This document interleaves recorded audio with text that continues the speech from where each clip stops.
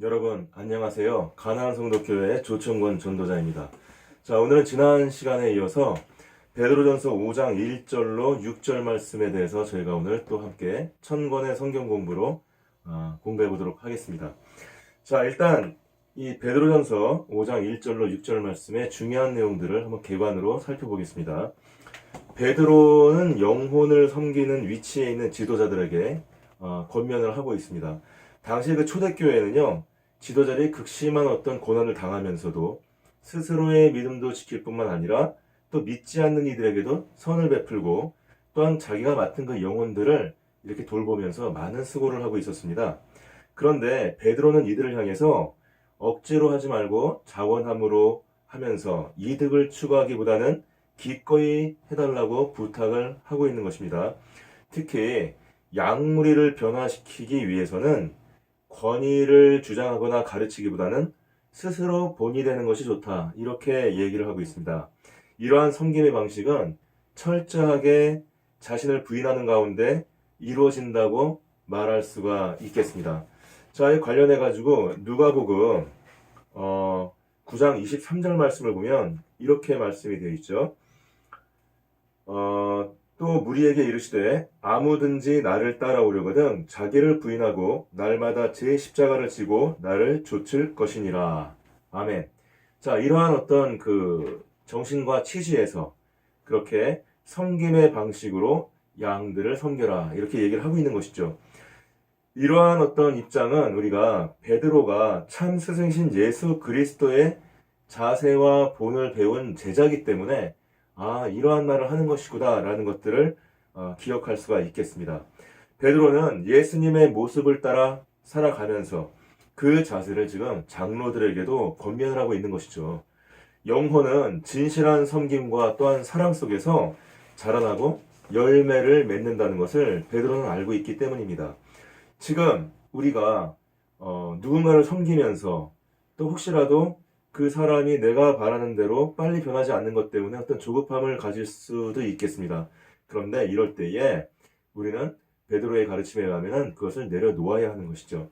섬기는 자의 자기 부인과 그 다음에 본을 통해서 주님의 사랑이 전해질 수 있도록 그렇게 베드로의 가르침을 우리가 깨달을 수 있는 저와 여러분 되시기를 주님의 이름으로 축원을 드립니다. 자, 그러면은 이제 이 베드로전서 5장 1절로 6절 말씀의 구성이 어떻게 되어 있는지를 한번 살펴보겠습니다. 이 말씀은 저희가 이제 뭐 개관을 보면서도 알았지만은 장로들에게 권면을 하는 말씀이 있고요. 그 다음에 이제 신자들에게 어떻게 하라 하는 말씀으로 나뉘어 있는 것입니다. 자, 장로들의 행위는 5장 1절로부터 4절 말씀에 있는 건데요. 장로들에게 어떤 권면을 하고 그 다음에 장로들의 의무가 바로 양 무리를 돌보는 것인데 그것은 올바른 정신으로 올바른 동기로 그리고 올바른 태도로 해야 된다. 그리고 이러한 어떤 그 섬김에 대해서 상급을 받게 된다. 면류관을 받게 된다. 그 상급으로 뭐 이런 얘기를 하는 것입니다. 자, 그 다음에 신자로서는 그 어떻게 행동해야 될 것이냐면은 서로에 대해서 서로 겸손하라. 이제 이런 얘기를 하고 있는 것이죠. 자, 그럼 우리가 이 5장 1절로 6절 말씀을 장절로 살펴보면서 한번 말씀을 나누어 보도록 하겠습니다. 자, 5장 1절 너희들 장로들에게 권하노니 나는 함께 장로된 자요 그리스도의 고난의 증인이요 나타낼 영광에 참여할 자로다. 여기서 이 장로라는 말들은 우리가 신약성경에 보면 장로라는 말, 그 다음에 감독이라는 말, 목사라는 말이 나오는데요. 저희가 이 세 가지의 직분은 어떤 동일한 직분이다. 이렇게 지금 얘기를 하고 있습니다. 그러니까 이제 여기서 장로라 그러면은 흔히 말하는 뭐 우리 교회의 장로님을 얘기한다기보다는 담임 목사님을 떠올리는 게 더 이제 맞는 것이죠. 자, 그런데 어떻게 본다면 이제 양들을 섬기는 그 목자들, 그죠? 예. 그들에게 이제 말을 하는 것인데 나도 함께 장로된 자다. 베드로가 지금 그렇게 얘기를 하죠. 베드로도 주로 유대인들을 대상으로 해서 사역을 했잖아요. 자, 그 다음에 특별한 베드로의 어떤 그 지위가 나타납니다. 나는 그리스도의 고난의 증인이요. 그리스도의 고난의 증인이다? 이게 무슨 말이죠? 예수 그리스도께서 고난을 당하실 때에 내가 그것을 직접 눈으로 보고 겪었던 사람이다. 즉 나는 사도다. 지금 이런 말을 하는 것이죠. 그리고 나타낼 영광에 참여할 자로다. 그냥 내가 그 예수와 함께 사도로서 부름을 받고 그 다음에 그 예수의 가르침에 따라서 지금 이렇게 사역을 하고 있는 것이고 이 사역의 결과로 나는 나타날 영광에 내가 참여할 것이다. 나는 그런 사람이다. 이제 이렇게 얘기를 하는 것이에요. 그 다음에 이 베드로가 권면을 하고 있는 그 장로들도 영광에 참여할 자다. 지금 이런 말이 아니겠습니까?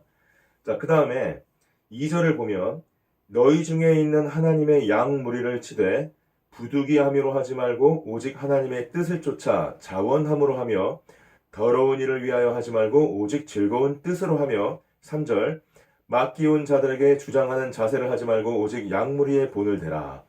자, 이 말은 지금 베드로가 그 대상으로 삼고 있는 그 담임 목회자들 뿐만이 아니라 그 교회에서 여러 가지 직분을 맡고 있는 분들이 있지 않습니까? 심지어는 뭐 어린이부를 맡고 있는 그 전도사님이나 또는 뭐 그 중고등부 또는 청년부를 가르치는 어떤 선생들 이런 사람들까지도 어떻게 본다면은 귀를 기울여서 들어야 할 말인 것 같아요. 너희 중에 있는 하나님의 양무리를 치는데 자 어떤 직분을 갖고 있건 간에 다 하나님께서 그 교회를 이루게 만드신 그러면 그 교회의 주춧돌이 되신 게 예수 그리스도니까 바로 이 양무리는 누구의 양무리냐면은 예수 그리스도를 따르는 양무리인 것이에요. 자, 근데 그 양무리를 하나님께서 우리에게 위탁하셔서 양무리를 친다는 것은 돌봐준다는 것이죠.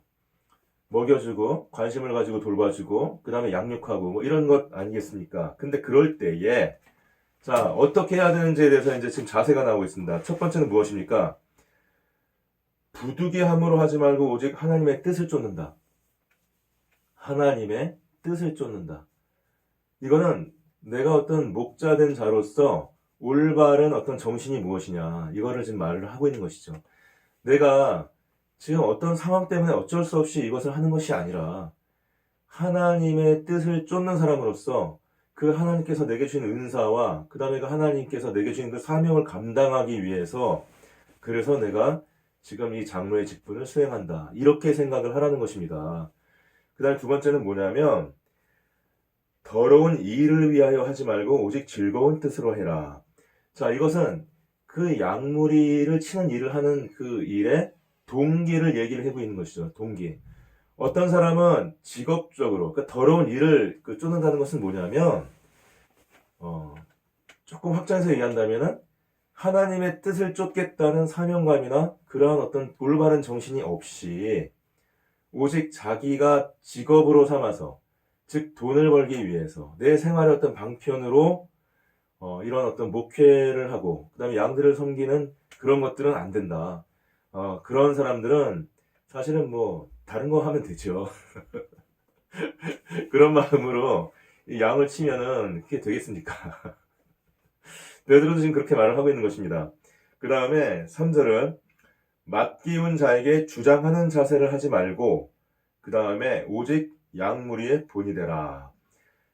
주장하는 자세라는 것은 뭐냐면 내가 권위를 내세워서 내 말을 따라라 라는 식으로 이제 이렇게 약간 억압하듯이 하는 것이에요. 자, 그렇게 하지 말고 본이 되라. 예수님께서는 바로 이렇게 제자들을 가르쳐 주셨죠. 지금 베드로도 예수님한테 직접 배운 제자거든요. 그러니까 예수님한테 자기가 배운 바를 지금 전하고 있는 것입니다. 자, 그러면은 이제 그 목자가 된 그 자들이 그 양무리를 이렇게 올바른 정신으로 하나님의 뜻을 쫓는 그 마음으로 그 다음에 그 동기도 자기가 이익을 구하거나 직업을 삼는 것이 아니라 정말 그 하나님의 뜻에 따라서 양무리를 위해서 내가 헌신하고 이들의 어떤 자라고 성장하는 것을 기쁨으로 바라보고 내가 그것을 위해서 내가 헌신하겠다 이런 어떤 올바른 동기로 하라는 것이죠. 그 다음에 그걸 함에 있어서도 비록 네가 장로의 입장에 있지만 뭐 이렇게 명령하듯이 권위를 내세우듯이 하지 말고 예수님께서 하셨듯이 본을 보이라. 그 본을 보인다는 건 어떤 것이에요? 상대방의 입장에 있는 것이에요. 그 본을 보인다는 말은 그리고 스스로 내가 말로만 하는 건 쉬운데 행동으로 내가 그걸 실천하는 거잖아요. 올바르게 살아라. 본을 보인다는 건 뭐예요? 내가 올바르게 사는 거잖아요. 그죠? 정의로워라. 말은 하기 쉽죠. 근데 진짜 정의로운 건 뭐예요? 본을 보인다는 건 내가 정의롭게 행동을 해야 되잖아요. 그게 얼마나 어렵습니까? 근데 그렇게 하라고 지금 얘기를 하는 것이에요. 그렇게 하라고. 자, 그렇게 하면 그러면 상급이 있습니다. 베드로는 지금 어떤 상급을 얘기하냐면 목자장이 나타나실 때에 이 목자장은 뭐냐면 양을 치는 자들을 목자라고 하죠. 근데 그 목자들의 어떤 가장 높은 목자 누구겠습니까? 우리 교회 입장에서 본다면 바로 주 예수 그리스도를 얘기를 하는 것이지요. 자, 그래서 그 목자장이 나타날 때에 시들지 않은 영광의 면류관을 얻을 것이다. 자, 상급이 뭐예요? 영광의 면류관. 그 영광은 누구의 영광입니까? 하나님을 드러내고 하나님이 인정하고 하나님께서는 그 스스로가 굉장히 높으신 존귀한 분이잖아요. 그분의 영광을 그분의 말씀을 따르고 그분의 양을 성실하게 쳤던 그 장로들에게 나눠준다는 것이죠. 그죠? 그 면류관을 원래 예수님께서 써야 될 면류관인데 그거를 예수님께서는 바로 그 장로들, 수고한 장로들에게 상급으로 함께 나눠준다는 거예요. 대단한 영광이죠, 사실은. 자, 그 다음에 5절 보겠습니다. 젊은 자들아 이와 같이 장로들에게 순복하고 다 서로 겸손으로 허리를 동이라. 하나님이 교만한 자를 대적하시되 겸손한 자들에게는 은혜를 주시느니라. 자, 이제까지는 장로들에게 얘기를 했었고요. 지금부터는 이제 그 성도들을 향해서 얘기를 하고 있는 것입니다. 그 성도들 중에서 특히 어떤 사람들이죠? 젊은이들에게 얘기를 하고 있는 것이죠. 근데 뭐라고 얘기합니까? 장로들에게 순복한다는 것은 뭐냐면 권위에 복종하는 걸 얘기하는 거거든요. 장로들한테는 너희가 주장함으로 하지 말고, 즉 권위를 내세우면서 하지 말고 이렇게 말을 했는데 그 다음에 또 그 반대편에 있는 그 젊은이들에게는 뭐라고 얘기합니까? 그 권위에 순복하라 이렇게 얘기를 하고 있는 것입니다. 자, 그 다음에 서로 겸손으로 허리를 동이라. 자, 젊은 사람들이 이제 그 성도들끼리 서로 간에 어떻게 하라는 것이에요? 서로 겸손함으로 허리를 동이라. 우리가 그 베드로 전서를 읽을 때는 베드로가 어떤 무언가를 가르칠 때 그 베드로가 예수님으로부터 배운 내용을 갖다가 성도들한테 또한 전해서 가르치는 것이구나 라는 어떤 그런 측면을 생각해야 될 때가 많이 있습니다. 지금 겸손으로 허리를 동이라는 말을 하고 있는데요. 이 말은 뭐냐면 예수님께서 세족식이라고 해가지고 제자들의 그 발을 갖다가 이렇게 닦아주신 때가 있었습니다. 허리를 숙이고 그 다음에 반무릎을 꿇고 그죠? 그렇게 그 발을 갖다가 그 더러운 그 중동 지역에 그 먼지가 많이 묻은 그걸 닦아주려면 구석구석 발가락 사이를 다 이렇게 손가락을 넣어가지고 닦아줘야 되는 것이에요. 그런 어떤 예수님께서 더러운 부분들을 이렇게 닦아주시는 그런 겸손의 본을 보이셨잖아요. 지금 베드로는 그 장면을 떠오르는 겁니다. 그래서 너희가 이 젊은이들이지만 너희의 어떤 그 혈기가 있을 수 있고 너희의 생각이 있을 수 있지만 그렇게 하지 말고 일단은 이 장로들에 대해서는 그 권위에 순복하고 그 다음에 서로에 대해서는 어떻게 하라는 것입니까? 겸손하라. 서로 겸손하라. 그리고 예수께서 너희에게 본을 보이신 바 같이 그 겸손하라는 게 어디까지 가는 거예요? 내가 고개를 숙이고 그 사람의 가장 더러운 부분까지도 이렇게 구석구석 씻어줄 수 있는 그런 어떤 마음. 나는 바로 그런 낮은 위치에 있는 사람이야. 난 그렇게 눈높이가 낮은 사람이야. 이런 어떤 마음을 가지라는 것이죠. 왜 그렇습니까? 그게 왜냐하면 여기는 이렇게 말을 합니다. 하나님이 교만한 자를 대적하시되 겸손한 자에게는 은혜를 주시기 때문에. 자, 교만한 자를 대적하신다. 왜 그러실까요? 겸손과 교만을 우리가 한번 이렇게 생각을 해본다면 어떻게 본다면 그 교만이라는 것은 하나님으로부터 떠나는 것을 얘기하는 것이에요. 하나님의 뜻에 따르지 아니하고 자기의 뜻대로 하는 것을 교만이라고 얘기를 하죠. 하나님의 뜻보다 자기를 위에 놓는 것. 그렇죠? 겸손은 그럼 무엇입니까? 나의 생각이 있고 나의 계산이 있고 또 내 어떤 상황에 대한 나의 이해가 있지만 그럼에도 불구하고 하나님의 뜻에 따르는 것. 그렇죠? 자, 내가 이 형제들 대할 때, 우리 성도들끼리 대할 때 내가 저 성도들보다 사람은 누구나 자기의 어떤 강점을 주로 많이 생각을 해요. 자, 그래서 그분을 내세우고 내가 이렇게 하지 말고 진실하게 대하라는 거예요. 겸손이라는 게 무슨 얘기냐면 여러분, 사람이라는 게 우리가 어릴 때부터 계속 그렇게 교육을 받아왔잖아요. 강점을 내세우는 거. 그리고 약점을 자꾸 숨기죠. 그죠? 근데 정말로 내가 믿을 수 있고 신뢰할 수 있는 사람이라면 어떤 사람입니까? 내가 내 약점을 보여줄 수 있는 사람이죠. 근데 그 사람도 나에게 약점을 보여줘. 겸손이라는 것은 내가 강점을 드러내고 나는 강한 사람이야, 높은 사람이야, 너보다 잘난 사람이야, 이렇게 하지 않는 거예요. 아, 사실 나는 한계가 있어. 사실 나 약점이 있어. 내가 마음으로, 사실 내가 높은 사람인데, 뭐 좀 좋게 보이려고 겸손한 척 하는 그런 얘기 하는 게 아니에요, 지금. 예수님의 본을 따라가는 건데, 예수님이 그렇게 하셨습니까? 그게 아니라, 예수님 같이 정말로 높으신 분도 그 눈을 낮추셔가지고 세족식을 했어요. 근데 하물며 우리가 이제까지는 뭐 남들 앞에 내가 잘난 척하고 내가 뭐 좋은 것만 보여주려고 그러고 내 어떤 약점이나 결점을 뒤로 딱 숨겨가지고 아닌 척하고 그 왜곡된 자기의 모습이죠. 자기의 진정한 모습이 아니잖아요. 겸손은 뭡니까? 내가 한계가 있다는 것, 내가 어떤 결점이 있다는 것을 밝히는 것이죠, 사실은. 내가 그걸 인정하는 거예요. 예, 근데 사실은 남한테 그걸 인정하기가 쉽지가 않잖아요. 우리 평소 때도 보면은 다른 사람 앞에서 약점을 드러내지 마. 이런 얘기 하잖아요. 그죠? 근데 내가 약점을 드러내라는 얘기는 무슨 얘기입니까? 겸손으로 허리를 동이라. 교만하지 마라. 성도들끼리 서로서로 어떻게 하라는 얘기예요? 진실하게 대하라. 진실하게 대하라. 위선적으로 대하지 말고 거짓자로 대하지 말고 나의 어떤 약점, 나의 어떤 이런 것들을 그냥 있는 그대로 다 보이고 그 다음에 내가 결점이 있고 약한 존재고 한계가 있는 존재라는 걸 내가 인정하고 서로서로 왜 그렇습니까? 세상에선 그게 되지가 않습니다. 그럼 약점을 가지고 공격이 들어와요. 그럼 내가 진짜 손해를 보게 되거나 잘못하면 큰 낭패를 당합니다. 근데 하나님 안에 있는 성도끼리는 그렇게 하라는 거예요. 왜? 예수 그리스도께서 우리를 그렇게 받아주셨잖아요. 우리의 있는 모습 그대로 그러면서 우리를 사랑해 주시고 우리의 눈높이로 낮추셨잖아요. 성도끼리도 그렇게 해야죠. 왜? 우리는 예수님의 제자이기 때문에. 그게 진실한 관계입니다. 사실은 그런 관계 속에서 어떤 진정한 어떤 관계가 형성되는 것이에요. 이 관계란 말 굉장히 중요하죠. 왜요?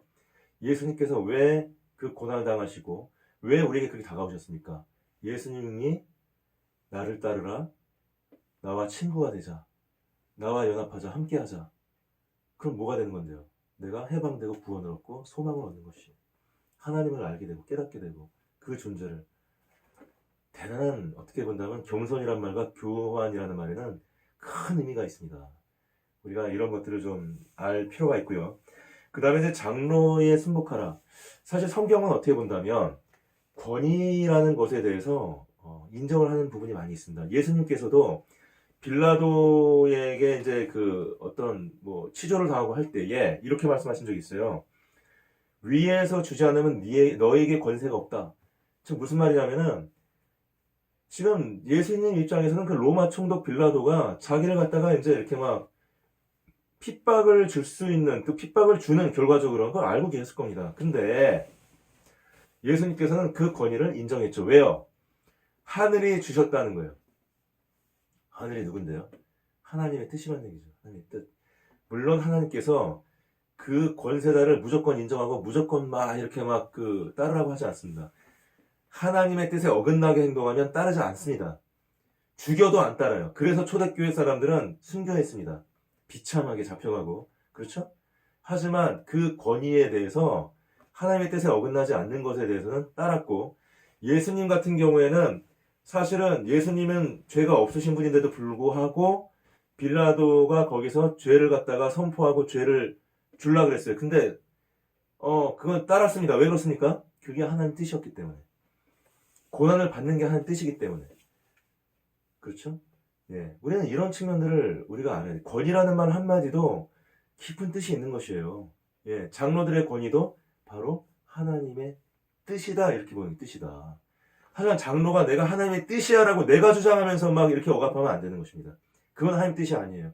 근데 성도들, 그 양들의 입장에서는 저분이 하나님이 어떤 우리를 갖다가 보호하고 그 다음에 하나님의 능력과 그분의 어떤 제공하심을 위해서 지금 세우신 분이구나 하는 것을 우리가 인정하고 순복해야 된다. 지금 이런 얘기를 하는 것이죠. 자, 그 다음에 우리가 승복하게 되고 겸손하게 되면은, 자, 어떤 일이 있습니까? 은혜를 주셨다. 겸손하면 은혜 받지요, 당연히. 예. 내가 겸손하다는 얘기는 벌써 하나님을 내가 믿고 신뢰한다는 얘기예요. 그러면 여러 가지 부분에서 세상을 살아가는 부분, 그 다음에 내가 또 하나님과 연합되면서 그 가능성을 받는 부분, 또 하나님의 제공하심을 받는 부분, 도움을 받는 부분, 많은 은혜가 있죠. 많은 은혜가. 네. 자, 그 다음에 두 번째는 무엇입니까? 그렇기 때문에 하나님의 능하신 손 아래서 겸손하라. 다시 강조합니다. 아까는 예수님께서 본을 보이신 측면으로 얘기했어요. 진정한 관계를 맺고 너의 어떤 있는 모습 그대로를 서로가 나누면서 진정한 관계, 예수님과 너희의 어떤 관계, 그거를 배워서 너희도 그렇게 해라. 두 번째는 뭐예요? 이제 다른 측면이에요. 하나님의 능하신 손. 이 능하신 손이라는 건 뭐냐면 그 뒤에를 보면은 때가 되면 너희를 높이시리라 이렇게 얘기하는 건데, 자, 그러니까 우리가 이제 겸손하면은 첫 번째는 은혜를 얻죠. 아까 저기 뭡니까? 이제 겸손한 자에게는 은혜를 주신다고 했으니까 6절에는 너희를 높이신다. 높이신다. 너희가 비록 약점이 있고 비천하고 가난하고 세상에서는 아무것도 아니었지만 하나님께서 그분의 자녀로서 거의 예수님께서 사람이 돼서 이 세상에 오신 것처럼 그분이 받을 존귀와 그분이 받을 그 명예와 영광을 바로 그분을 따르는 성도들과 그분의 제자들에게도 충분히 함께 나눠서 그들도 함께 영광을 누릴 수 있도록 해준다. 이렇게 높임을 받는 거죠. 근데 그 높임을 받는 것 때문에 내가 막 거기서 막 어떤 고난을 당하고 내가 그게 뭐 아닌데 그냥 막 억지로 참아야 되고 막 이게 아니에요. 그게 아니라 하나님의 능하신 손 아래서. 그게 얼마나 은혜로운 말입니까? 하나님의 능하신 손이라는 건 뭐예요? 능력을 얘기합니다. 보호하심을 얘기하는 것이죠. 그 다음에 세상에 나를 공격하는 모든 사탄, 뭐 마귀 이런 사람들, 또 악한 사람들에 대해서는 두려움의 대상이 되는 것이에요. 하나님은 우리 아버지지만 그분을 따르지 않고 그분을 모르는 그 죄인들, 대적하는 자들에게는, 사탄의 종들에게는 두려운 존재입니다. 두려운 존재. 그 존재가 우리를 보호하시고 그분은 능력이 있으시고 두려운 존재다. 우리가 왜 교만하려고 그래요? 손해 안 보려고, 안전하려고 그러는 거잖아요. 예. 그러니까 내 생각대로 하는 거는 하나님 뜻을 안 따르고 그게 조금 더 나한테 이익이 되는 것 같아서 이런 게 많잖아요. 그죠? 근데 그럴 필요 없어. 이렇게 그럴 필요 없어. 그러지 마. 하나님의 능하신 손 아래 있어. 그리고 겸손하게 너희는 어린아이처럼 있는 대로, 어린아이들은 서로가 뭐 잘난 것만 막 내세우지 않잖아요. 그냥 있는 모습 그대로서 막 같이 놀잖아요. 천진난만하게. 그렇게 해. 그렇게 서로 성도들끼리 서로 좋은 관계 맺고, 너희가 어떤 무슨 뭐 세상적인 어떤 이 경쟁이나 세상적인 어떤 이런 계산 때문에 그 관계를 깨트리지 마. 겸손하게 해. 하나님 앞에도 겸손하고 교만 내세울 필요 없어. 서로 간에도 겸손하고 교만 내세우고 너 스스로를 거짓자로 속일 필요 없어. 이렇게 말을 하는 것이죠. 네. 자, 이 6절까지 이제 저희가 하고, 그 다음에 이제 현대인의 성경으로 한번 이렇게 쭉 한번 살펴보도록 하겠습니다. 나는 장로들에게 같은 장로로서, 그리고 그리스도의 고난의 증인으로 장차 영광을 함께 누릴 사람으로서 부탁을 합니다. 2절. 여러분은 하나님이 맡겨주신 양떼를 잘 돌보십시오. 억지로 하지 말고 하나님의 뜻에 따라 기쁜 마음으로 하십시오. 단순히 봉급을 받을 생각으로 해서는 안 되고 진심으로 양떼를 보살펴야 합니다. 맡겨진 양떼를 지배하려 들지 말고 그들의 모범이 되십시오. 그러면 목자장이신 그리스도께서 다시 오실 때에 시들지 않은 영광의 면류관을 받게 될 것입니다. 청년들은 장로들에게 순종하며 겸손한 마음으로 서로 섬기십시오. 하나님은 교만한 사람을 대적하시고 겸손한 사람에게 은혜를 베푸십니다. 그러므로 여러분은 능력이 많으신 하나님 앞에서 자신을 낮추십시오. 때가 되면 하나님이 여러분을 높여주실 것입니다. 아멘. 자, 청권의 성경 공부는 여기까지 하겠습니다. 여러분 수고하셨습니다. 감사합니다.